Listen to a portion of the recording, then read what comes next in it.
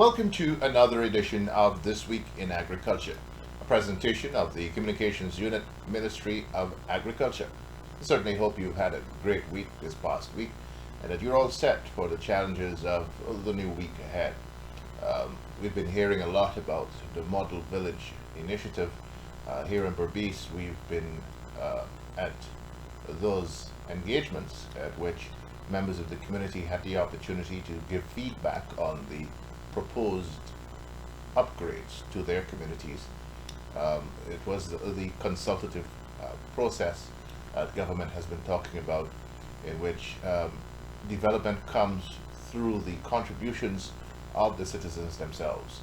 And so this initiative was warmly welcomed by the folks here in Region 6, where I live. And so, we look forward to these initiatives being implemented. Of course, Agriculture Minister Zulfikar Mustafa has been crisscrossing the length and breadth of Guyana as he sought to advance the interest of agricultural development. He's been meeting with residents of Region 10, Linden, and surrounding areas. He was in Region number 1, Barima Waini, meeting with residents of Amerindian communities in that region, and of course making a difference, being able to respond to the needs of the community as expressed at those meetings at which he was a part of. So that's the focus of this week's edition of This Week in Agriculture, highlights of the activities of Agriculture Minister Zulfikar Mustafa in pursuit of the business of agriculture. We will be back after these messages. Agriculture is changing, and NARI is helping to lead the way. Through the Agricultural Innovation and Entrepreneurship Program, AIEP, modern hydroponic farming systems are being introduced to increase the production of fresh vegetables across Guyana. Hydroponics allow crops to be grown using nutrient-rich water solutions while using less land and less water than traditional farming methods. NARI is supporting the development of major hydroponic facilities. These modern systems will help increase the availability of fresh produce, improve food security, and contribute to more affordable prices for consumers. Innovation is helping to shape the future of agriculture in Guyana. NARI and the Ministry of Agriculture, growing more with modern technology. Attention farmers, meteorological forecasts indicate that El Niño conditions are expected to develop in the coming weeks, bringing the possibility of prolonged dry spells, extreme heat, reduced rainfall, isolated thunderstorms, and increased pressure on water resources. Many of us remember the 2023-24 El Niño episode, which affected crop production, livestock, and water availability in several farming communities across the country. The Ministry of Agriculture is urging all farmers to take proactive measures now. Clear on-farm drains and irrigation channels, secure water storage systems, maintain shade and water supplies for livestock, and work with your extension officers to implement drought preparedness measures. While government continues to focus on drainage management during the current rainy season, equal attention is being given to maintaining irrigation infrastructure to support farmers during the anticipated dry period just ahead. Prepare now, protect your investments, safeguard your livelihood. The Ministry of Agriculture, working with farmers for a resilient and sustainable agriculture sector.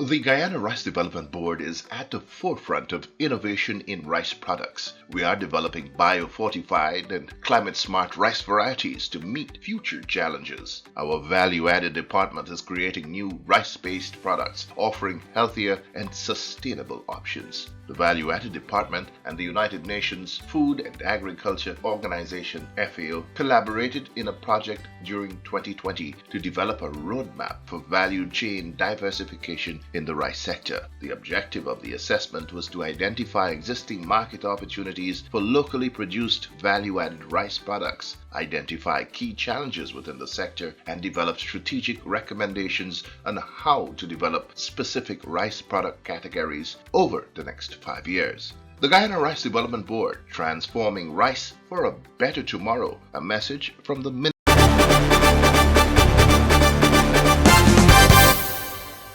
It has been a week of community engagements for Agriculture Minister Zulfikar Mustafa as he joined first Vice President Dr. Bart Jagdeo on an outreach to Linden in Region 10 and later in Regions 2, 4 and 6 with President Dr. Irfan Ali as the latter rolled out the Model Village Initiative for communities in all 10 administrative regions of Guyana. During his participation in VP Jagdeo's outreach in Linden, the Agriculture Minister met with more than 140 residents and farmers, addressing a wide range of agricultural matters. Among the issues raised were requests for farming inputs, black giant birds, land clearing, and other forms of assistance to support agricultural production. Several immediate interventions were approved, while ministry officials were tasked with following up on matters requiring further action. Commenting on the Linden engagement, Minister Mustafa said he was heartened at the interest demonstrated by Lindeners in getting more involved in agriculture.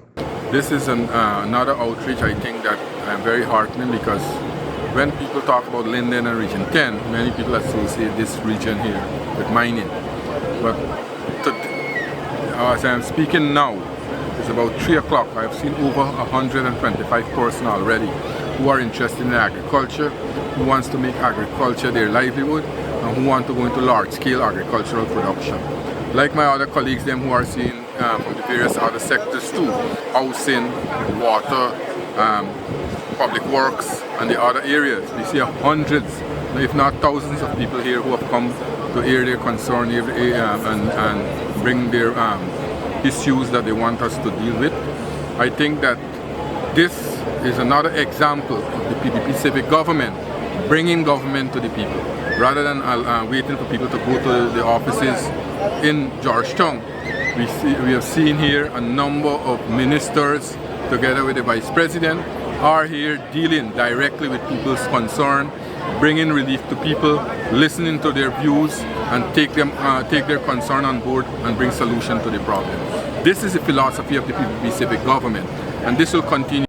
On Wednesday, Minister Mustafa met with residents of Manawaran, Karaburi, and other surrounding villages in Barima-Waini, Region 1, as part of a cabinet outreach led by President Dr. Muhammad Irfan Ali. During the engagement, residents raised a number of issues affecting their communities, while farmers highlighted challenges impacting agricultural production. In response, Minister Mustafa made several commitments and immediate interventions aimed at supporting the community and strengthening agricultural activities. Among the measures announced, farmers will receive planting material and other agricultural inputs to boost production and expand cultivation. Minister Mustafa also committed to providing support for land clearing to facilitate increased agricultural activities and improve access to productive farmland. Minister Mustafa assured residents that the concerns raised during the meeting would be addressed through the relevant agencies, reaffirming the government's commitment to ensuring that development reaches every community across the country. Member of Parliament Dr. Jennifer Westford and other officials from the Ministry of Agriculture also participated in the outreach.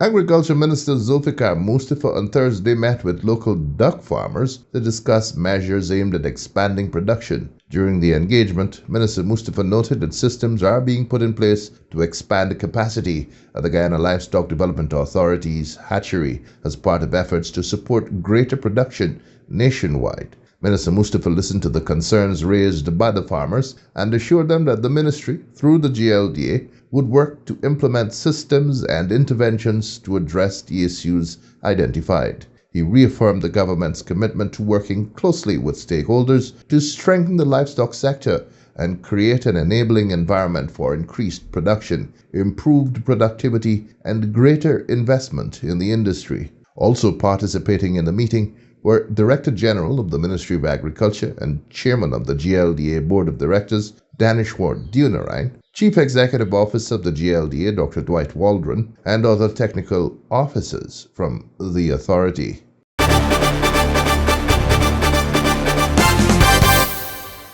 Also this past week, 55 water tanks were delivered to residents of Siriki Sands in the Pomeroon River, fulfilling a commitment made by Agriculture Minister Zulfikar Mustafa during his recent cabinet outreach in Region 2. The request was raised by residents during the outreach, who highlighted the need for improved access to water storage. One tank was delivered for each household in the community.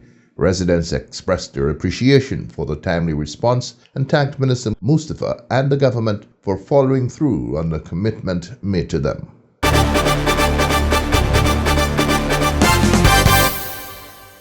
On Saturday, Minister Mustafa joined President Dr. Mohammed Irfan Ali in Region 6 for the unveiling of the Model Village Initiative for New Amsterdam, Rose Hall, Portmorant and Skeldon. Speaking to residents at consultative meetings held in each of the 4 communities, President Ali made a number of announcements relative to improving the lives of Berbecians this year. Among those announcements was that government is working to address 100% of the housing needs in Region 6 by the end of this year, with households that have existing housing applications expected to receive allocation letters before the end of the year. Under the Model Village program, the historic coastal community in East Berbice Quarantine, Portmorant, the birthplace of former President, late Dr. Cheddi Jagan, will see major upgrades. High on the agenda are improvements to roads, shoulders and drains. Plans include planting 166 trees, installing 35 fire hydrants, constructing a play park, and enhancing pedestrian access.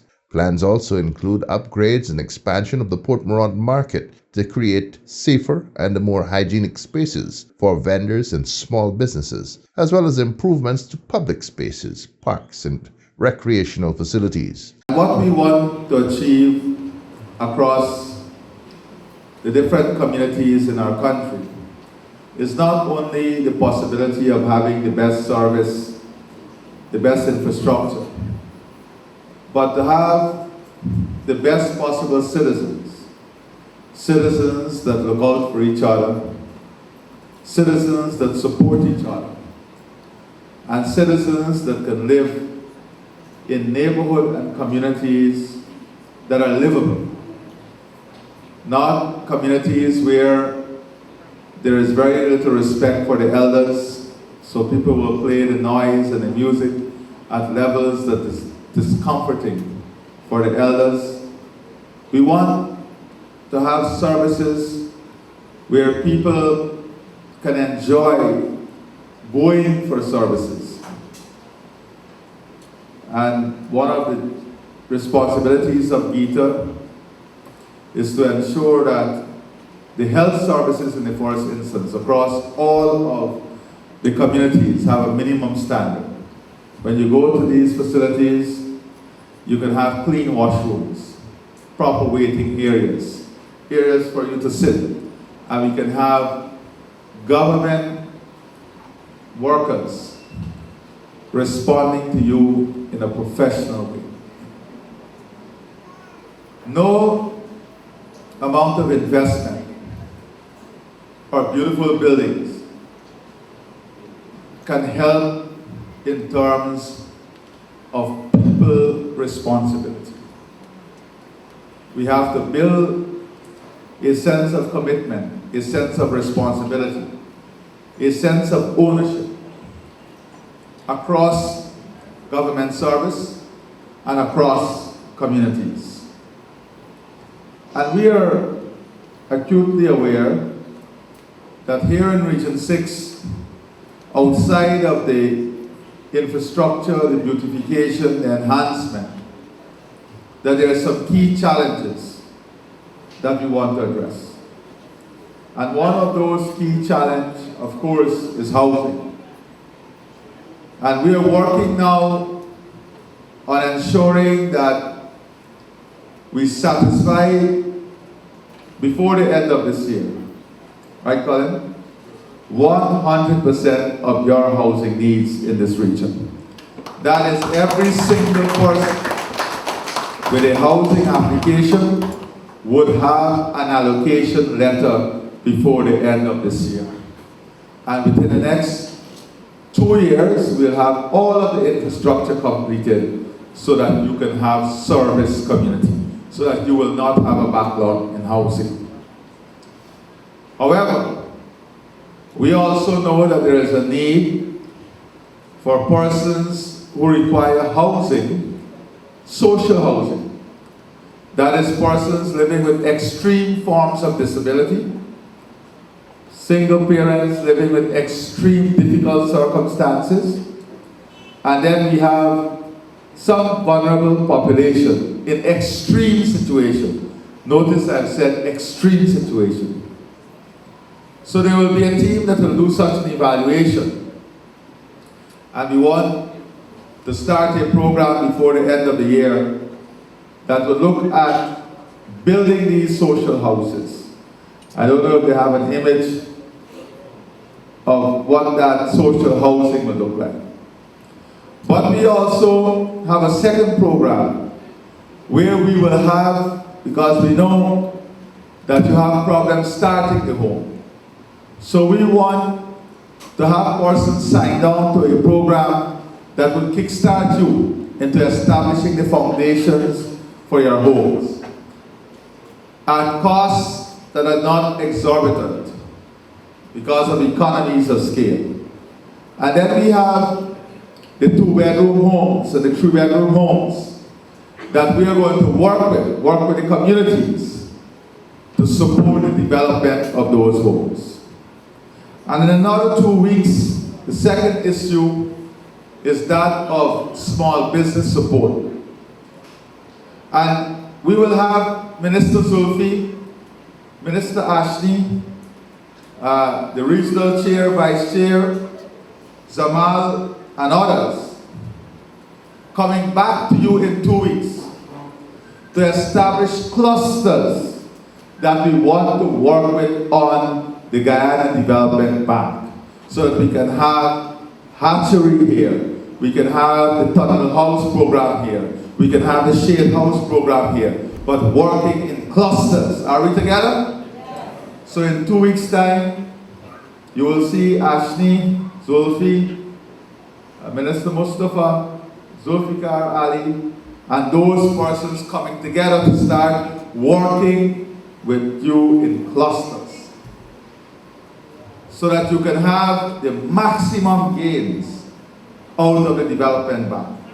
At Skeldon, residents learnt of plans for their community, which includes the establishment of a modern market and improved environment for residents, vendors, and businesses. The proposed improvements form part of a wider infrastructure plan for Skeldon, which includes upgrades to a 9,277-meter road network benefiting approximately 720 households, 12 businesses, and 4 places of worship. The wider Skeldon intervention will include more than 2,000 meters of concrete walkways, over 9,000 cross drains, and the rehabilitation or replacement of more than 30 culverts. Plans also include 192 new street lamps, the replacement of 13 utility poles, tree planting, and the creation of 2 green spaces. We are very convinced that for every citizen to experience the growth of our country, they must live the transformation that is taking place in the capital city and other urban centers. And what do I mean? What I mean is that the quality of life that someone enjoys in Georgetown must be the quality of life that every citizen experiences across our country. And for that to occur, we have to have certain basic level of services that is available to every single citizen. Starting with safety and security, opportunities for jobs, markets, entertainment, recreational facility, green spaces, beautification, environmental stewardship, drainage and irrigation, bringing together an entire ecosystem that make your community livable, that make your community enjoyable, that allow you and your community to prosper and grow, that support the development of businesses, that support the development of enterprise, that support the development of manufacturing, communities in which we'll have complete CCTV coverage, communities in which derelicts and the abuse of road shoulders and carpets and reserves can be transformed into places of beauty, places of safety, communities in which our children can enjoy growing up in, communities in which the elders are respected, in which we have green spaces, open spaces, where our elders can enjoy a quality of life that any other person can enjoy across our country. And that is what we want to discuss with you. We also want communities that have a level of spirituality, where the churches, the temples and mosques are places that are empowering, places of values, places of belief, places where our young people can grow up in community that foster good neighborly love, good neighborly behavior, communities in which you understand the responsibility to secure our elders by curtailing noise nuisance, the abuse of music late into the night, where we can have enabling environment infrastructure that allow people to live in a level of peace and comfort that make living enjoyable and community enjoyable. And that is what we are here to talk to you about. And we know that to have these communities, we have to streamline enterprises. We have to streamline the opportunities for people doing poultry, for people doing agriculture. And we want to, in the coming weeks, work with you, because the ministers will be back with you to talk about the development bank, the Guyana Development Bank, that will be interest-free and collateral-free.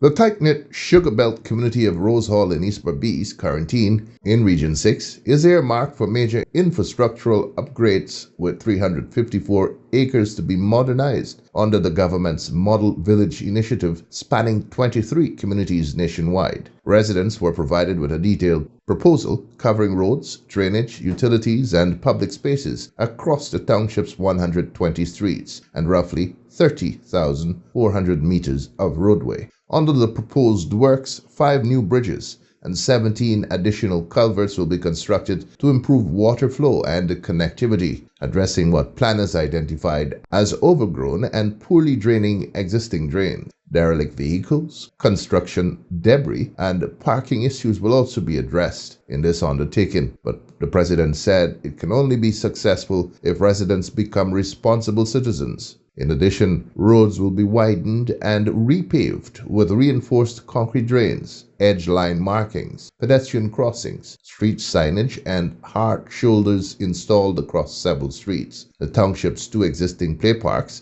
and green spaces, including the Hoyt Memorial Play Park, will be redeveloped with improved landscaping, lighting, and rehabilitated facilities. The plan also includes utility pole rehabilitation phase to address leaning, damaged and improperly aligned poles, alongside a directive requiring telecommunications providers to remove hanging wire bundles from poles across the community. Works will proceed in phases, starting with utility coordination, drainage preparation, drainage and access, pedestrian access, road improvements and greening, with a dedicated point of contact remaining available to residents for the duration of construction.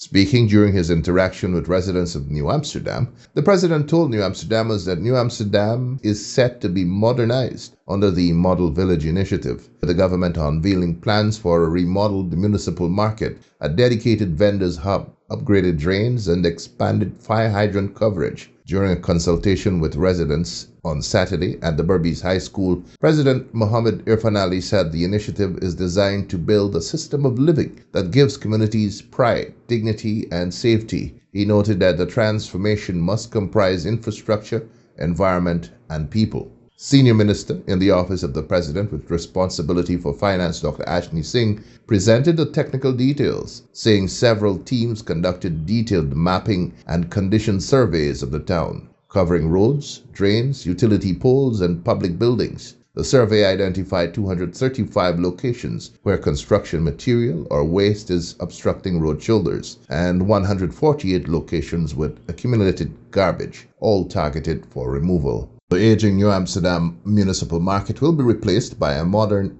zoned facility featuring separate sections for produce, meat, fish, dry goods and garments, as well as a food court. A dedicated New Amsterdam Vendors Hub is also planned to relocate roadside vendors into a regularized hygienic space with proper vehicle access. The plan includes concrete drain upgrades, new designs for the community interlock drains, and installation of fire hydrants throughout New Amsterdam. Dr. Singh said security camera coverage will expand significantly under the Safe City program, following a directive from President Ali, accelerate rollout in major urban centers.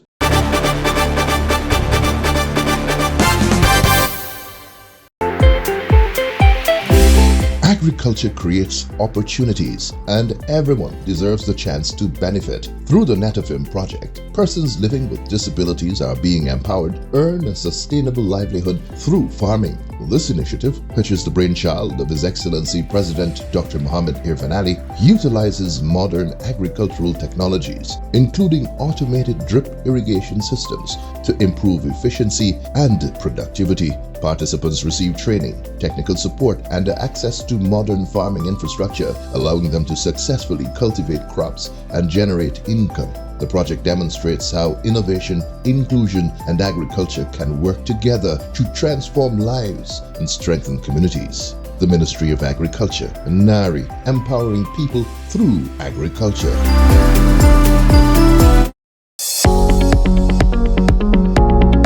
Our dogs are more than just pets. They are loyal companions and valued members of our families. Today, the Ministry of Agriculture, through the Guyana Livestock Development Authority, is urging all dog owners to remain vigilant as cases of canine distemper have been detected in Guyana. Canine distemper is a highly contagious viral disease that attacks a dog's respiratory, digestive, and nervous systems. It spreads through coughing, sneezing, and direct contact with infected saliva, urine, or contaminated food and water bowls. The virus can also circulate among wild carnivores, increasing the risk of exposure. Early signs of infection may include fever, watery or pus-like discharge from the eyes and nose, loss of appetite, and unusual tiredness. As the disease progresses, infected dogs may develop coughing, vomiting, diarrhea, and pneumonia. In its advanced stages, canine distemper can affect the brain and nervous system, causing muscle twitching, head tilting, seizures, difficulty walking, paralysis, and in many cases, death.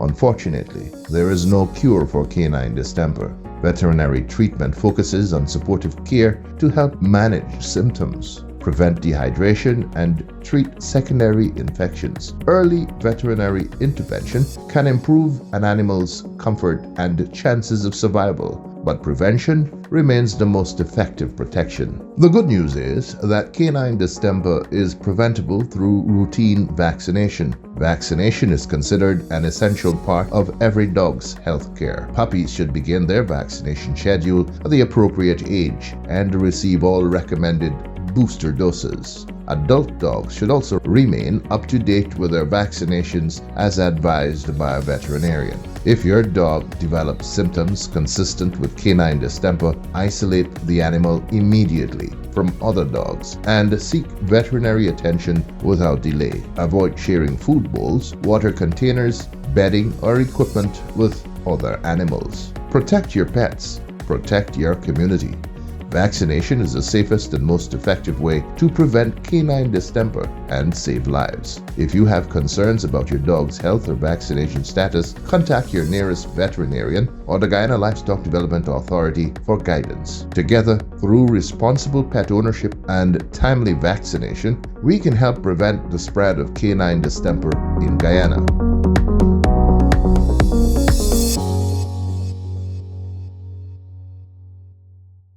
Well, that's all the time we have on this week's edition of This Week in Agriculture. We certainly hope that you've enjoyed the presentations, that you've been enlightened, especially as it relates to those consultative engagements we've had here in Region 6 relative to the Model Village initiative that has been rolled out by His Excellency President Dr. Mohammed Irfan Ali. Very exciting times ahead as we look to see these initiatives being applied rolled out, as it were, across Guyana. But of course, I'm from Region 6, so I'm biased. Start here in Region 6.